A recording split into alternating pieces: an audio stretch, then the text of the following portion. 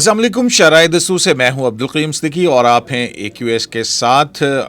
آج تھوڑا سا دیر سے آپ کے ساتھ مخاطب ہیں، تو اس کی وجہ ظاہر ہے کہ کوئی اہم بات ہی ہوگی، اور وہ اہم بات یہ ہے کہ گزشتہ روز جو 9 رکنی بینچ بنا تھا، جو کہ قائم کیا گیا تھا چیف جسٹس عمر عطا بندیال صاحب کی طرف سے،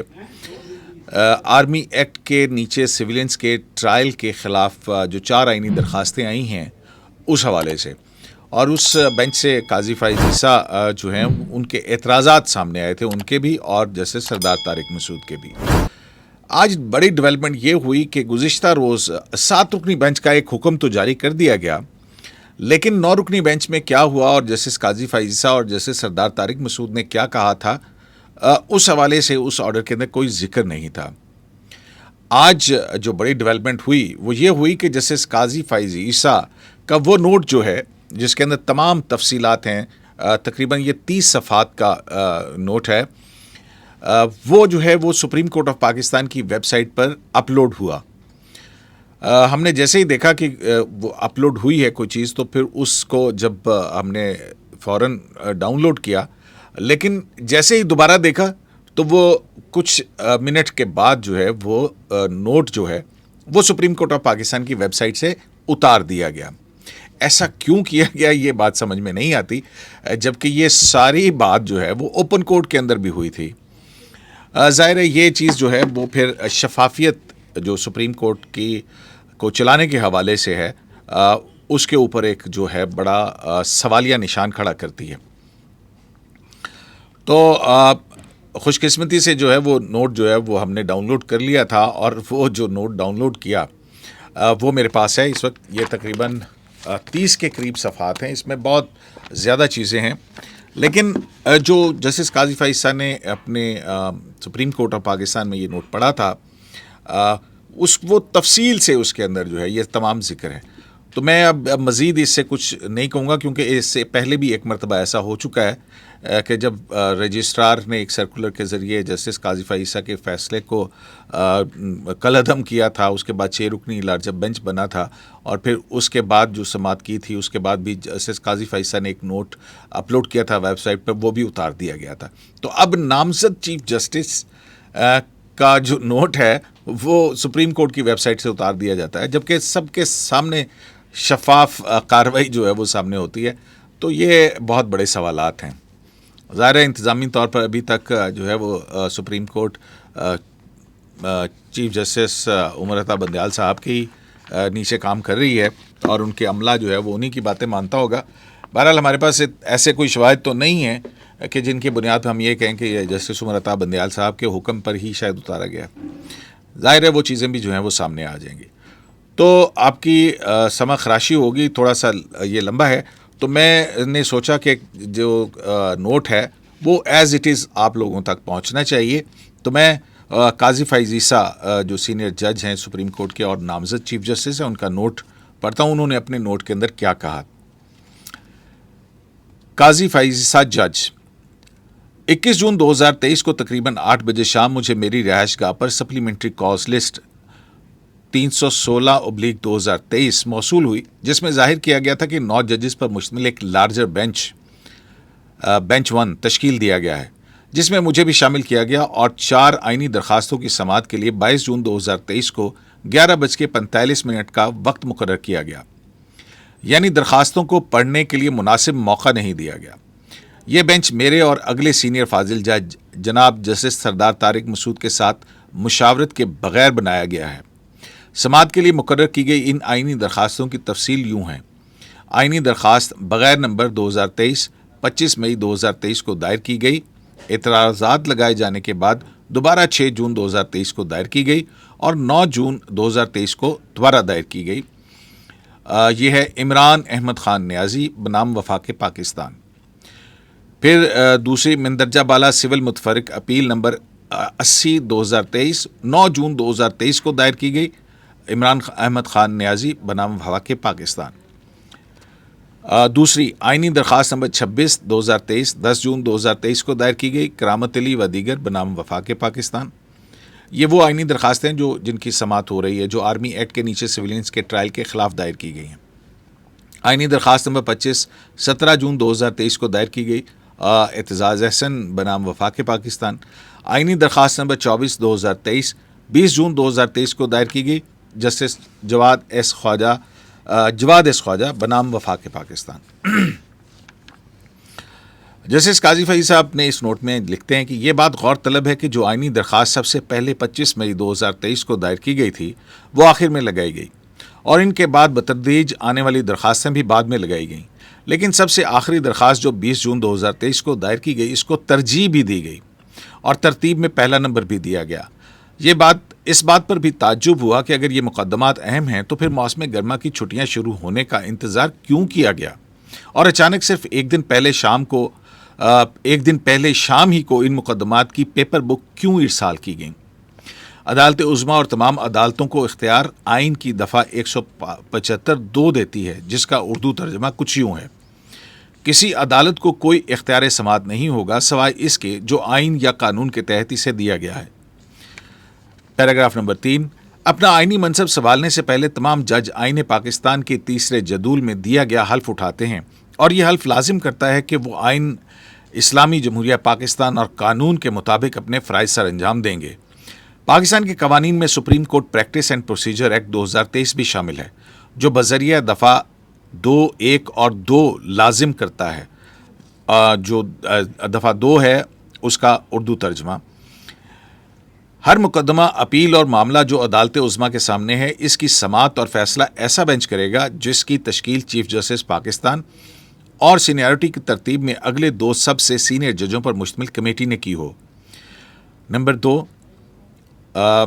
اس قانون کے اجراء کے فوری بعد ذیلی دفعہ 1 کے تحت بنائی گئی کمیٹی اپنا پہلا اجلاس کرے گی اور اپنے لیے ضابطۂ کار تشکیل دے گی، بشمول اس کے کہ کمیٹی کے اجلاس کب ہوں اور بینچوں کی تشکیل کیسے ہو.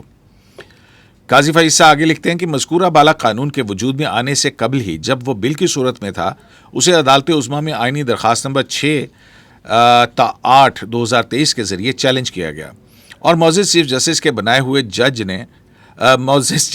بنائے ہوئے بینچ نے یک طرفہ اور مسئول علیحان کو نوٹس دیے بغیر اور ان کا موقف سننے سے پہلے ہی حکم نامہ جاری کر دیا. اور اس حکم نامے میں کیا کہا گیا؟ اس کا اردو ترجمہ کہ جس وقت بھی بل صدر منظور کرے یا جیسا کہ معاملہ ہو، جب یہ تصور کیا جائے کہ اسے منظور کر لیا گیا ہے تو اس لمحے سے ہی اور مزید احکامات تک قانون supreme court practice and procedure act 2023 جو وجود میں آ جائے اس کو کسی طرح مؤثر نہیں سمجھا جائے اور کسی بھی طرح اس پر عمل نہ کیا جائے. قاضی فیض صاحب مزید لکھتے ہیں کہ جب 13 اپریل 2023 کو یہ حکم صادر کیا گیا وہ ان آئینی درخواستوں کی سماعت کا پہلا دن تھا. اس کے بعد ان درخواستوں کی سماعت 2 مئی، 8 مئی، 1 جون اور 8 جون 2023 کو ہوئی اور آخری سماعت کے حکم میں کہا گیا کہ ان درخواستوں کو جولائی 2023 میں سنا جائے گا، مگر اب تک نہ چیف جسٹس نے اور نہ ہی دفتر نے ان کی سماعت کے لیے تاریخ مقرر کی ہے. نتیجتاً supreme court practice and procedure act 2023 عدالت عظمیٰ کی جانب سے 13 اپریل 2023 کو جاری کیے گئے ایک عبوری یک طرفہ حکم نامے کی بنا پر معطل ہے. قاضی فیض صاحب مزید لکھتے ہیں کہ عدالت عظمیٰ میں یہ رواج رہا ہے کہ بینچ کی تشکیل اور دیگر امور میں سینئر جج سے مشورہ لیا جاتا تھا اور اسی طریقہ کار کے مطابق پچھلے چیف جسٹس گلزار احمد چلتے رہے اور متواتر معزز جسٹس عمر عطا بندیال سے نہ صرف مشاورت کرتے تھے بلکہ تقریباً ہر آئینی اور اہم مقدمے میں بینچ کی سربراہی کی ذمہ داری ان کو دی یا انہیں بینچ کا حصہ ضرور بناتے تھے. تاہم جب سے معزز جسٹس بندیال نے چیف جسٹس کا عہدہ سنبھالا تو اس روایت کو ترک کر دیا اور نہ صرف مجھ سے بلکہ اگلے سینئر جج معزز جسٹس سردار طارق مسعود سے مشاورت کیے بغیر تمام ضروری معاملات اپنی مرضی سے یا اپنے چنیدہ اہلکاروں کے ذریعے چلائے. باقی ججوں کی حیثیت کا اندازہ اس بات سے لگایا جا سکتا ہے کہ اپنے دور منصبی میں ایک بار بھی فل کورٹ یعنی تمام ججوں کی میٹنگ نہیں بلائی مگر مدعیان اور ان کے وکلاء کو ترجیح بھی دی. جسٹس قاضی فیض صاحب کہتے ہیں کہ اس بات کی نشاندہی ضروری ہے کہ موجودہ آئینی درخواستوں سے ملتے جلتے امور 26 مقدمات سول اپیل نمبر 1675/2019 وغیرہ بھی عدالت عظمیٰ کے سامنے پہلے سے دائر شدہ ہیں. یہ مقدمات عدالت عالیہ پشاور کے 17 اکتوبر 2019 کے فیصلے کے خلاف دائر کیے گئے تھے جس فیصلے میں یہ کہا گیا تھا کہ قید خانے، انٹرنمنٹ سینٹرز اور ان کے متعلق قوانین آئین سے متصادم ہیں۔ اس فیصلے کے خلاف حکومت نے اپیل دائر کی جب موجودہ مقدمے میں درخواست گزار نمبر 4 وزیر اعظم کی حیثیت سے وفاقی حکومت کے سربراہ تھے۔ عدالت عظمیٰ نے 24 اکتوبر 2019 کو عدالت عالیہ پشاور کے فیصلے کے خلاف حکم امتناع جاری کیا جو آج تک برقرار ہے۔ ان مقدمات کی سماعت آخری بار 4 دسمبر 2019 کو ہوئی اور اس تاریخ کا تحریری حکم یہ ہے، اردو ترجمہ: کچھ مزید دلائل سنے گئے، ملتوی۔ جب ایک دفعہ کسی مقدمے کی سماعت شروع ہو جائے تو پھر اس کا بلا تاخیر فیصلہ بھی ہوتا ہے، لیکن 3.5 سال گزرنے کے باوجود ان 26 مقدمات کو سماعت کے لیے مقرر نہیں کیا گیا۔ یہاں پہ تھوڑا سا توقف لیتے ہیں اور میں آپ کو ان 26 مقدمات کی جو ہسٹری ہے وہ بتاتا ہوں۔ وہ یہ ہے کہ جب آئینی ترمیم جس میں فوجی عدالتوں کے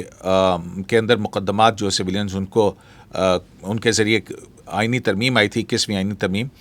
اس پر 15 رکنی لارجا بینچ فل کورٹ بنا تھا اور اس میں 8 جج صاحبان جنہوں نے فوجی عدالتوں کے ذریعے ٹرائلز کو جائز قرار دیا تھا، ان میں جسٹس سمرتا بندیال بھی تھے۔ اس کے بعد جو ہے وہ بہت سارے مقدمات فوجی عدالتوں کے اندر ان کے ٹرائل ہوئے اور کئی لوگوں کو جو ہے بڑی تعداد میں آپریشن ایریا کے اندر انٹرنمنٹ سینٹرز قائم کر کے ان کو اس میں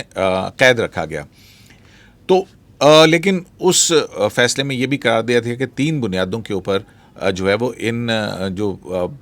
فوجی عدالتوں سے سزائیں ہوں گی ان کو اعلیٰ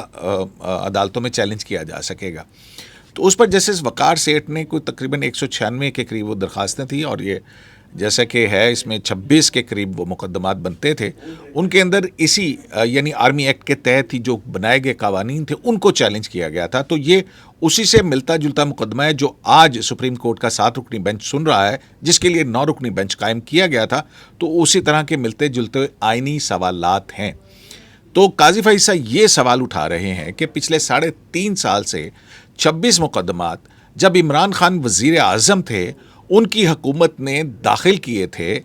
یعنی ان کے خلاف اپیل داخل کی تھی، یعنی کہ جو فیصلہ ہائی کورٹ نے دیا تھا عمران خان کی حکومت نے اس فیصلے کو چیلنج کیا تھا اور اس کو سپریم کورٹ کے ایک بینچ نے سٹے کر دیا اور پھر اس کے بعد وہ مقدمات آخری مرتبہ 4 دسمبر 2019 کو لگے اور 3.5 سال سے وہ 26 مقدمات تو نہیں لگے، لیکن 9 مئی کے واقعات کے حوالے سے جو آرمی ایکٹ کے نیچے ٹرائل کا معاملہ ہے اس کے اوپر آئینی درخواستیں فوری طور پر سماعت کے لیے لگائی گئیں اور پھر ان کی سماعت بھی شروع کر دی گئی ہے۔ تو یہ ایک تفاوت ہے، فرق ہے جس کی طرف جسٹس قاضی فائز صاحب نشاندہی کر رہے ہیں۔ جب ایک دفعہ کسی مقدمے کی سماعت شروع ہو جائے تو پھر اس کا بلا تاخیر فیصلہ بھی ہوتا ہے، لیکن 3.5 سال گزرنے کے باوجود ان 26 مقدمات کو سماعت کے لیے مقرر نہیں کیا گیا۔ ایک اور اہم مقدمہ 20 اگست 2021 کو عدالت عظمیٰ میں صحافی لائے تھے، جن میں پریس ایسوسی ایشن آف دی سپریم کورٹ کے صدر بھی شامل تھے۔ یہ وہ ایک مقدمہ ہے جس میں جب صحافیوں کو اٹھایا جا رہا تھا تو ہم نے اور سپریم کورٹ پریس ایسوسی ایشن کے صدر کو میں نے عمران شفقت، اسد طور اور دیگر جو ہیں انہوں نے درخواست دی تھی اور اس پر جسٹس قاضی فائز صاحب نے کاگنیزنس لیا تھا۔ یہ اس مقدمے کے بارے میں ہے کہ صحافیوں کو ہراساں نہ کیا جائے۔ تو اس مقدمے کا حوالہ دیتے ہوئے جسٹس قاضی فائز صاحب لکھتے ہیں کہ ایک اور اہم مقدمہ 20 اگست 2021 کو عدالت عظمیٰ میں صحافی لائے تھے، جن میں پریس ایسوسی ایشن آف دی سپریم کورٹ کے صدر بھی شامل تھے، اور انہوں نے کہا کہ صحافیوں کے بنیادی حقوق سلب کیے جا رہے ہیں۔ عدالت عظمیٰ کے بینچ نے، جس کی سربراہی میں کر رہا تھا، وہ بینچ دو رکنی بینچ تھا جو کہ جسٹس قاضی فائز صاحب اور جسٹس جمال خان مندوخیل اس بینچ میں شامل تھے، اس بات کا نوٹس لیا اور اس کی سماعت کے لیے 26 اگست 2021 کی تاریخ مقرر کی۔ تاہم معزز جسٹس سمرتا بندیال نے، جو اس وقت قائم مقام چیف جسٹس تھے، اپنی سربراہی میں ایک بینچ تشکیل دیا اور اس میں اس بینچ سے کسی جج کو شامل نہیں کیا گیا جس نے وہ نوٹس لیا تھا، اور پھر اپنے سے اور مجھ سے جونیئر، یعنی یہاں وہ کہتے ہیں کہ جسٹس سمرتا بندیال نے، جو اس وقت قائم مقام چیف جسٹس تھے، اپنی سربراہی میں ایک بینچ تشکیل دیا اور اس میں اس بینچ سے کسی جج کو شامل نہیں کیا گیا جس نے وہ نوٹس لیا تھا، یعنی جسٹس قاضی فائز صاحب اور جمال مندوخیل جو ان کو بینچ کا حصہ نہیں بنایا گیا، اور پھر اپنے سے اور مجھ سے جونیئر جج محترم جسٹس منیب اختر سے فیصلہ لکھوایا کہ آئین کی دفعہ 184(3) کا نوٹس صرف اور صرف چیف جسٹس ہی لے سکتے ہیں۔ یہ وہ فیصلہ ہے جس میں چیف جسٹس کے جو از خود نوٹس لینے کا اختیار چیف جسٹس کی ذات میں مرکوز کر دیا گیا۔ انہوں نے 55 پیراگراف پر مشتمل فیصلہ لکھا جس میں یہ بھی کہا گیا کہ ججوں کے ذہن میں تصور واضح نہ ہونے لیک آف کنسیپچول کلیئرٹی کی بنا پر نوٹس لیا گیا تھا۔ انہوں نے میرے لکھے ہوئے 15 صفحات کو بھی مسترد اور کالعدم کر دیا۔ تعجب کی بات یہ ہے کہ فیصلے میں از خود نوٹس لینے کا تذکرہ ہے اور معزز مصنف نے 7 ممالک کے نظائر اور پریکٹس پر تو نظر ڈالی، مگر جو اصل مسئلہ تھا یعنی صحافیوں کے بنیادی حقوق کی پامالی کا، اس کے متعلق ایک جملہ بھی نہیں لکھا۔ اتفاقاً موجودہ درخواست گزاروں میں سے ایک اس وقت بھی وزیر اعظم تھے، یعنی جب بنیادی حقوق صحافیوں کے سلب کیے جا رہے تھے، ان کو اٹھایا جا رہا تھا اور ان کے آزادی صحافت کا حق جو ہے وہ مسلوب کیا جا رہا تھا، اس وقت یہ عمران خان صاحب وزیر اعظم تھے اور یہ ان کے دور کی بات ہے، اور اب وہ انہی بنیادی حقوق کے تحفظ کے لیے درخواست گزار ہیں سپریم کورٹ میں۔ جیسے قاضی فیض صاحب نے اس آرڈر میں مزید لکھتے ہیں کہ یہ بھی واضح کرنا ضروری ہے کہ ایک اور مقدمہ جس کا نوٹس عدالت عثمانی آئین کی دفعہ 184(3) کے تحت لیا تھا، از خود مقدمہ نمبر 4/2022،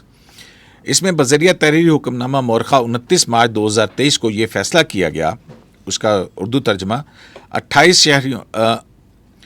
پیراگراف 28 شہریوں کے مفاد کے لیے بہتر ہوگا کہ اس مقدمے اور ایسے تمام مقدمات کی سماعت ملتوی کی جائے جن کا نوٹس آئین کی دفعہ 184(3) کے تحت لیا گیا ہے، جب تک مذکورہ بالا امور کو منضبط کرنے کے لیے آئین کی دفعہ 191 کے مطابق سپریم کورٹ رولز یا قواعد جو ہیں وہ بنائے نہ جائیں۔ اب یہ وہی از خود نوٹس ہے جس میں جو حافظ قرآن ہیں ان کو 20 نمبر اضافی دینے کے حوالے سے از خود نوٹس تھا اور اس کی سماعت ہوئی تھی، اور اس میں جسٹس قاضی فیض صاحب نے 2-1 کی وہ فیصلہ دیا تھا جس میں کہا تھا کہ جناب جو ہے وہ جب تک یہ 29 مارچ 2023 کو یہ فیصلہ کیا گیا تھا کہ جب تک 184(3) کے رولز نہ بنائے جائیں اس وقت تک از خود نوٹس کے مقدمات جو ہیں ان کی سماعت ملتوی کر دی جائے۔ تو اس کے بعد کیا لکھتے ہیں کہ آئین کی دفعہ 191 قرار دیتی ہے کہ عدالت کے عمل اور طریقہ کار کے لیے آئین اور قانون کے تابع سپریم کورٹ قواعد وضع کر سکتی ہے۔ تاہم آئین کی دفعہ 184(3) کے تحت مقدمات کے لیے نہ تو عدالت نے خود قواعد رولز بنائے، جیسا کہ 29 مارچ 2023 از خود مقدمہ نمبر 4/2022 کے حکم نامے میں نشاندہی کی گئی تھی، اور نہ ہی پارلیمان کے بنائے گئے قانون کو چلنے دیا گیا، اور اس قانون کے مطابق درخواستوں کا اب تک فیصلہ بھی نہیں کیا گیا۔ جسٹس قاضی فیض صاحب مزید لکھتے ہیں کہ افسوسناک امر یہ ہے کہ بعض ججوں کے فیصلوں کو رجسٹرار مسترد کر دیتے ہیں۔ اب اسی فیصلے کے حوالے سے وہ کہہ رہے ہیں کہ آپ کو یاد ہوگا کہ رجسٹرار نے ایک سرکولر کے ذریعے جسٹس سپریم کورٹ کا یہ آرڈر جو ہے وہ کہا کہ یہ اس کو اگنور کر دیا جائے، تو اس حوالے سے وہ یہ کہتے ہیں کہ افسوسناک امر یہ ہے کہ بعض ججوں کے فیصلوں کو رجسٹرار مسترد کر دیتے ہیں۔ چنانچہ جب عشرت علی رجسٹرار نے 31 مارچ 2023 کو ایک سرکولر جاری کیا جس میں قرار دیا کہ مندرجہ بالا فیصلے کو جس کا مصنف میں تھا نظر انداز ڈس ریگارڈ کیا جائے، تذلیل کے لیے انہوں نے یہ بھی ضروری سمجھا کہ سپریم کورٹ بار ایسوسی ایشن، پاکستان بار کونسل اور تمام ایڈوکیٹ آن ریکارڈ سمیت 21 افراد اور اداروں کو اپنے جاری کردہ سرکولر کی نقول بھی بھیج دیں، اور یہ کہ عدالت عظمیٰ کی ہر رجسٹری میں نوٹس بورڈ پر لگایا جائے، یہ بھی کہا۔ اس کے بعد 4 اپریل 2023 کو اسی مقدمے از خود مقدمہ نمبر 4/2022 کے لیے معزز چیف جسٹس نے اپنی مرضی کا ایک 6 رکنی بینچ تشکیل دیا جس نے اسی تاریخ کو حکم بھی جاری کیا، اور اس میں 31 مارچ 2023 کے سرکولر کی تصدیق کرتے ہوئے 29 مارچ کے فیصلے کو ریکالڈ یعنی واپس لے لیا۔ اس حکم نامے کے پہلے صفحے پر لکھا گیا ہے کہ اسے عدالت عظمیٰ کے ابتدائی اختیار سماعت اوریجنل جورسڈکشن میں جاری کیا گیا۔ آئین عدالت عظمیٰ کو مقدمات کے لیے مندرجہ ذیل مختلف نوعیت کا اختیار سماعت دیتا ہے: 1 ابتدائی اختیار سماعت، 2 اپیل کے لیے اختیار سماعت، 3 مشاورتی اختیار سماعت، مقدمات منتقل کرنے کے لیے اختیار سماعت، نظر ثانی کے لیے اختیار سماعت، توہین عدالت کے لیے اختیار سماعت، اور انتظامی عدالتوں اور ٹریبیونلز کے فیصلوں کے متعلق اپیل کے لیے اختیار سماعت۔ یہ جسٹس قاضی فیض صاحب قانون کا حوالہ دے کے کہہ رہے ہیں کہ سپریم کورٹ کے پاس کتنے جو 7 جورسڈکشن ہیں اختیار سماعت کی، وہ ان کا حوالہ دے رہے ہیں۔ مزید لکھتے ہیں کہ از خود مقدمہ نمبر 4 وہی حافظ کو 20 نمبر از خود نوٹس دینے کے حکم نامہ ابتدائی اختیار سماعت میں دیا گیا تھا، اس لیے دوبارہ ابتدائی اختیار سماعت استعمال نہیں کیا جا سکتا تھا، صرف نظر ثانی کا اختیار استعمال ہو سکتا تھا، مگر معزز چیف جسٹس کے بنائے ہوئے خصوصی بینچ نے دوبارہ ابتدائی اختیار سماعت ہی استعمال کرتے ہوئے 29 مارچ کا حکم نامہ واپس ریکارڈ، جب کہ ان کے اس بینچ میں اس 3 رکنی بینچ کا ایک بھی رکن شامل نہیں تھا، میں نے یہ مناسب سمجھا کہ میں اپنے معزز ساتھیوں کو آئینی موقف سے آگاہ کروں، اس لیے میں نے 9 صفحات پر مشتمل ایک تحریر میں اس بات کی نشاندہی دی کہ 4 اپریل 2023 کو جاری کی گئی دستاویز کو آرڈر کہا گیا ہے، لیکن اسے آرڈر کہنا آئینی قانونی تقاضوں کے تحت درست نہیں ہوگا، اس لیے میں نے اسے 4 اپریل کا نوٹ کہا۔ 9 صفحات پر مشتمل میری اس تحریر کا اختتام ان الفاظ پر ہوا تھا۔ یہ آپ کو یاد ہے کہ جب اس 6 رکنی بینچ نے 5 منٹ کے اندر وہ مقدمہ نپٹا دیا اور اٹھ گیا تھا، اور پھر اس کے بعد ایک لمبا چوڑا آرڈر جاری کیا تھا، اس حوالے سے جو قاضی فائز نے نوٹ لکھا تھا، اپنے اس نوٹ کا حوالہ دیتے ہوئے کہتے ہیں کہ چونکہ نہ تو آئین نے اور نہ ہی کسی قانون نے کسی عدالت میں 6 جلیل القدر ججوں کو یہ اختیار دیا ہے کہ وہ اپنے آپ کو اختیار دیں، اس لیے مقدمہ نمبر 4 میں عدالت عظمیٰ کے حکم نامے مورخہ 29 مارچ کو 4 اپریل کا نوٹ منسوخ نہیں کر سکتا۔ متکبرانہ آمریت کی دھن میں لپٹے کسی کمرہ عدالت سے نکلنے والے فیصلے آئین کو برطرف نہیں کر سکتے۔ قاضی فائز لکھتے ہیں کہ یہ تحریر میں نے 8 اپریل 2023 کو لکھی اور اسے اشاعت کے لیے منظور شدہ قرار دیا، تاہم یہ تحریر صرف ایک ہی دن عدالت عظمیٰ کی ویب سائٹ کی زینت بنی اور اس کے بعد اسے وہاں سے ہٹا دیا گیا۔ بالکل یہ جو نوٹ میں اب پڑھ رہا ہوں، اس نوٹ کی طرح سے قاضی فائز کا وہ نوٹ بھی جو ہے وہ عدالت عظمیٰ کی ویب سائٹ سے ہٹا دیا گیا تھا۔ جسٹس قاضی فائز صاحب نے اس نوٹ کے اندر مزید لکھتے ہیں کہ مجھے یہ بات لکھنے پر مجبور کیا گیا ہے کہ مجھ سے معزز چیف جسٹس نے 16 مئی 2023 کو اچانک پہلی بار تحریری طور پر دریافت کیا کہ میں کب تک چیمبر ورک کرنا چاہتا ہوں۔ جواب میں نے معزز چیف جسٹس کو اگلے دن 17 مئی 2023 کو 5 صفحات پر مشتمل جواب ارسال کیا، جس میں نے supreme court practice and procedure act 2023 کا ایک بار پھر حوالہ دیا اور اس بات کی نشاندہی کی کہ اس قانون کی دفعہ 2 لازم کرتی ہے کہ مقدمات کی سماعت کے لیے بینچ کی تشکیل چیف جسٹس اور 2 سینئر ججوں پر مشتمل کمیٹی کرے گی، لیکن اس قانون پر عمل نہیں کیا گیا کیونکہ عدالت عظمیٰ نے اس قانون کو جنم لینے سے پہلے ہی، جب یہ بل ہی کی شکل میں تھا، معطل کر دیا۔ میں نے اپنی تحریری جواب میں چیف جسٹس کو نشاندہی کی کہ اس قانون کے خلاف دائر کی گئی آئینی درخواستیں یا تو منظور ہوں یا انہیں مسترد کیا جائے گا، اور پھر یہ سوال اٹھایا۔ وہ سوال کیا اٹھایا؟ انہوں نے یہ وہ خط و کتابت ہے جو چیف جسٹس اور عمرتا بندیال کے درمیان ہوئی، جب عمرتا بندیال صاحب نے جسٹس قاضی فائز سے کہا کہ آپ کب تک چیمبر ورک کریں گے، تو اس کے جواب میں جسٹس قاضی فائز کہتے ہیں کہ میں نے ان کو 5 صفحات پر مشتمل جو ہے وہ خط لکھا تھا، اور اس میں نے یہ کہا تھا کہ اگر درخواستیں مسترد کی جاتی ہیں تو پھر درمیانی مدت میں، یعنی جب سے قانون نافذ ہوا ہے اور جب اسے مسترد کیا گیا، عدالت کو چلانا کیا اس قانون کی دفعہ 2 کی خلاف ورزی نہیں ہے؟ تو یہ سوال انہوں نے جسٹس عمرتا بندیال کو تحریر جو اپنے جواب میں لکھا۔ اس کے ساتھ کیا ہوا، وہ آگے جسٹس قاضی فائز لکھتے ہیں کہ معزز چیف جسٹس عمرتا بندیال نے مجھے ایک مخمصے میں ڈال دیا ہے جس سے اس وقت ہی نکلا جا سکتا ہے جب وہ اس قانون کے خلاف دائر کی گئی آئینی درخواستوں کا فیصلہ کریں یا حکم امتناع واپس لیں۔ میں نے یہ بھی واضح کیا کہ سوال معزز چیف جسٹس نے مجھ سے کیا ہے کہ میں کب تک چیمبر ورک کرنا چاہتا ہوں، اس کا بہتر جواب وہ خود ہی دے سکیں گے،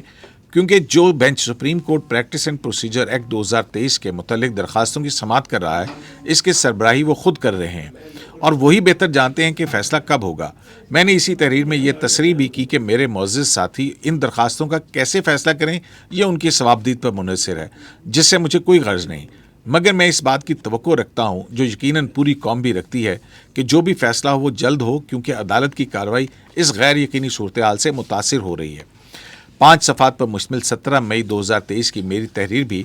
اس نوٹ کے ساتھ منسلک ہے۔ وفاقی حکومت نے 19 مئی 2023 کو آڈیو لیکس کے متعلق ایک نوٹیفکیشن جاری کر کے 3 رکنی کمیشن قائم کیا، جس کا میں چیئرپرسن ہوں اور جس کے دیگر 2 ارکان چیف جسٹس عدالت عالیہ بلوچستان اور چیف جسٹس عدالت عالیہ اسلام آباد ہیں۔ اس انکوائری کمیشن کے خلاف آئین کی دفعہ 184(3) کے تحت آئینی درخواستیں نمبر 14 تا 17 2023 دائر کی گئیں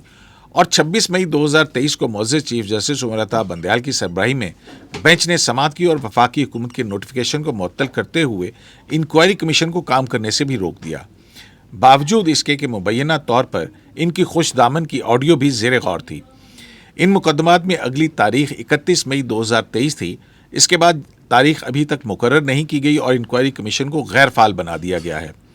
انکوائری کمیشن نے نوٹس موصول ہونے پر اپنی سیکرٹری کے ذریعے 31 مئی 2023 کو عدالت عظمیٰ میں جواب جمع کروایا،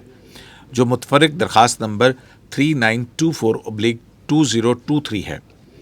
اس تحریری جواب میں ایک بار پھر دفعہ 2 supreme court practice and procedure act 2023 کی یاد دہانی کرائی کہ کس کے تحت کمیٹی نے ہی بینچ بنانا ہے، نہ کہ چیف جسٹس نے اپنی ثوابدید سے، اور وہ کیا لکھا گیا تھا وہ بھی اس نوٹ کے ساتھ منسلک ہے۔ جسٹس قاضی فیضی صاحب مزید لکھتے ہیں کہ جب سے میری تعیناتی عدالت عظمیٰ میں ہوئی ہے 5 ستمبر 2014 سے، تب سے آج تک میں نے کبھی کسی مقدمے کی سماعت سے گریز نہیں کیا، الا یہ کہ کوئی ایسا مقدمہ ہو جس میں بلوچستان ہائی کورٹ کے چیف جسٹس کے طور پر میرا فیصلہ یا حکم ہو یا اس کا تعلق میرے خاندان یا دوستوں سے ہو۔ نہ ہی میں نے کبھی کسی چیف جسٹس سے گزارش کی کہ مجھے کام کرنے کے لیے کسی رجسٹری بھیجا جائے، نہ ہی کبھی میں نے دفتر کو کسی نوعیت کا مقدمہ لگانے یا نہ لگانے کے لیے کہا۔ میری ہمیشہ کوشش رہی کہ مقدمے کے ہر فریق کو ایک ہی نظر سے دیکھوں اور ہر فیصلہ ایک ہی پیمانے سے آئین اور قانون کے مطابق کروں۔ میں پوری صراحت کے ساتھ یہ بھی کہنا چاہتا ہوں کہ میں ان مقدمات کی سماعت سے اپنے آپ کو دستبردار ریکیوز نہیں کر رہا ہوں۔ یہ 9 رکنی بینچ کے اوپر اپنے ان اعتراضات کے بعد جسٹس قاضی فیضی صاحب کہہ رہے ہیں کہ میں ان مقدمات کی سماعت سے اپنے آپ کو دستبردار یعنی ریکیوز نہیں کر رہا ہوں، مگر چونکہ میں یہ سمجھتا ہوں کہ جب تک supreme court practice and procedure act 2023 کے خلاف آئینی درخواستوں کا فیصلہ نہیں ہو جاتا اور جب تک حکم امتناع موجود ہے جس کی میں خلاف ورزی بھی نہیں کرنا چاہتا ہوں، اس لیے 14 اپریل 2023 سے جب سے اس قانون کو معطل کیا گیا میں عدالت میں نہیں بیٹھا۔ اگر میں اب یہ مقدمات سنوں تو میں خود ہی اپنے موقف جو میری نظر میں آئینی اور قانونی ہے کی خلاف ورزی کروں گا۔ آج دن تک معزز چیف جسٹس عمر عطا بندیال نے میرے موقف کی تردید نہیں کی، بلکہ حضور نے تو جواب دینا بھی گوارا نہیں کیا۔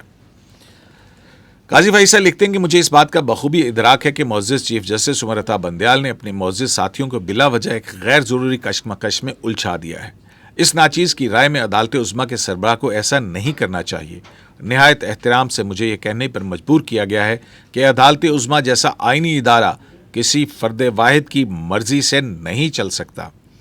اب یہاں بھی یہ وہی بات ہے جو جسٹس منصور علی شاہ نے جب الیکشن والا معاملہ از خود نوٹس تھا، اس میں جب انہوں نے لکھا اپنا نوٹ تو اس میں جسٹس منصور علی شاہ نے بھی کہا تھا کہ یہ ون مین شو جو ہے وہ نہیں ہونا چاہیے۔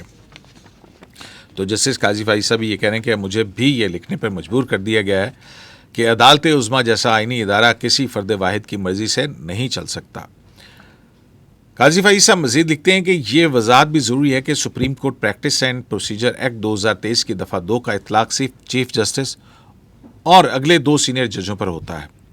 معزز جسٹس سردار طارق مسعود نے بھی اسی وجہ سے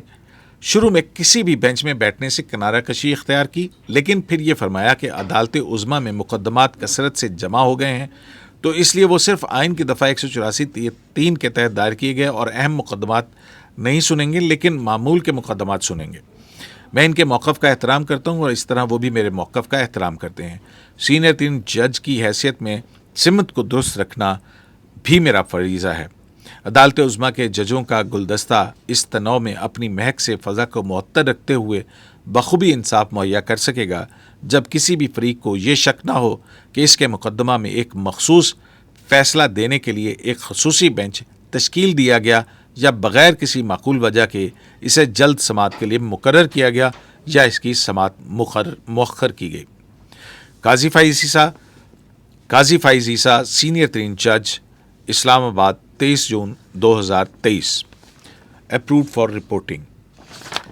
تو یہ وہ تفصیلی نوٹ ہے جو 9 رکنی بینچ کے اوپر جب قائم کیا گیا اور جسٹس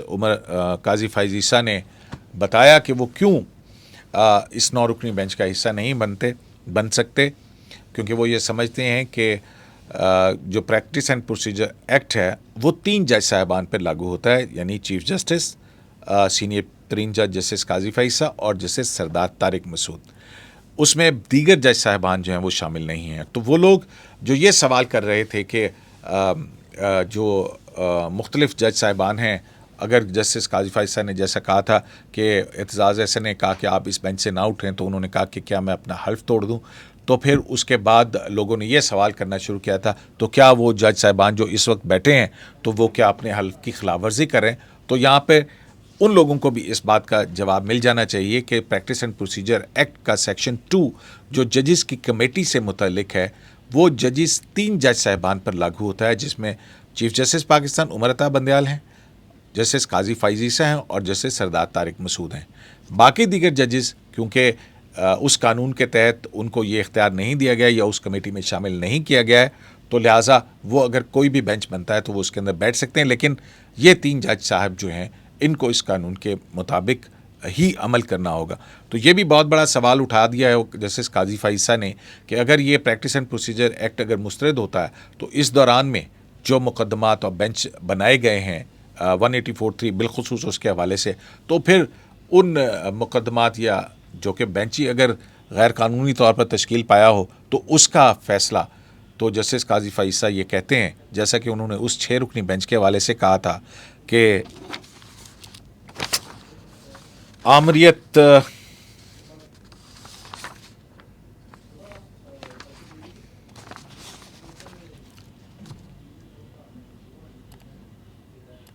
جیسا کہ انہوں نے کہا تھا کہ متکبرانہ آمریت کی دھن میں لپٹے کسی کمرہ عدالت سے نکلنے والے فیصلے آئین کو برطرف نہیں کر سکتے. تو جناب یہ وہ تفصیلی نوٹ ہے، اور اس کے ساتھ جو ہے وہ جو جسٹس قاضی فائز صاحب نے 5 صفحات کا چیف جسٹس کو جواب دیا تھا اس کی تفصیل بھی اس کے اندر شامل ہے، لیکن وہ الگ سے نوٹ اپنے اندر بہت ساری باتیں لیے ہوئے ہے. تو اگلی نشست کے اندر آپ کو بتائیں گے کہ اس نوٹ کے اندر جسٹس قاضی فائز صاحب نے کیا کہا تھا. تو میرا خیال ہے کہ یہ بات جو ہے وہ آپ تک پہنچانی تھی کہ جناب کیونکہ سپریم کورٹ نے تو ویب سائٹ سے بھی اتار دیا، اور جو ہے وہ 7 رکنی بینچ نے جب اپنا حکم جاری کیا اس کے اندر بھی اس کا ذکر نہیں تھا. تو عوام کی عدالت میں عوام کی امانت جو ہے پہنچانے کے بعد شرائع دستور سے عبدالقیوم صدیقی کو AQS لائیو سے اجازت دیجیے. اللہ نگہبان.